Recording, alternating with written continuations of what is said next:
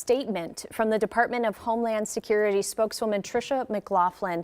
I'm going to read it for you right now. Today, ICE officers in Minneapolis were conducting targeted operations when rioters began blocking ICE officers, and one of these violent rioters weaponized her vehicle, attempting to run over our law enforcement officers in an attempt to kill them, an act of domestic terrorism.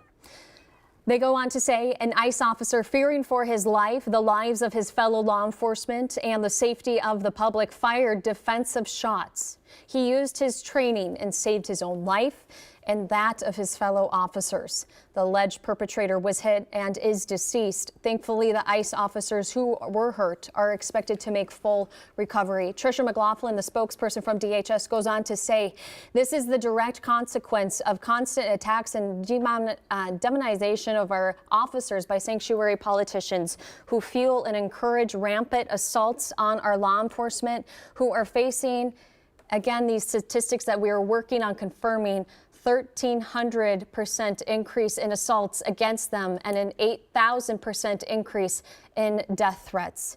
This is an evolving situation, and she closes out the statement by saying that they will give the public more information as soon as it becomes available. Right, and video is being unearthed right now of the alleged incident. We're combing through it. There's different vantage points, so we're trying to show it to you as soon as we can. We want to go to Gordon Severson, who's also on the ground and reporting for us all morning, done a fantastic job. Gordy, what can you tell us now?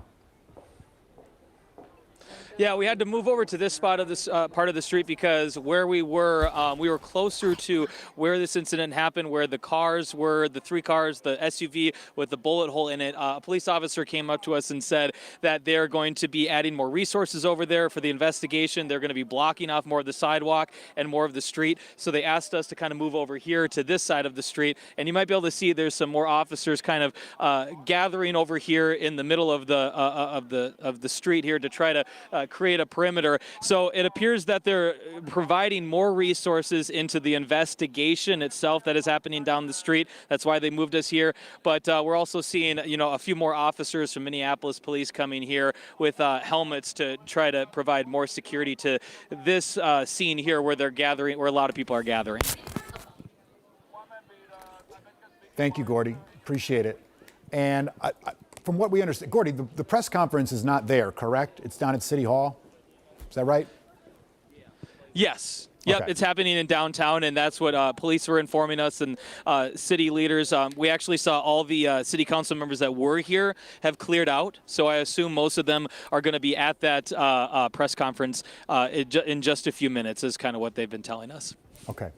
Thank you. As soon as we get set up and ready to go live down there at City Hall, we're going to take that press conference in its entirety on air here, as well as on our Plus channel, as we've been doing so for about the last hour.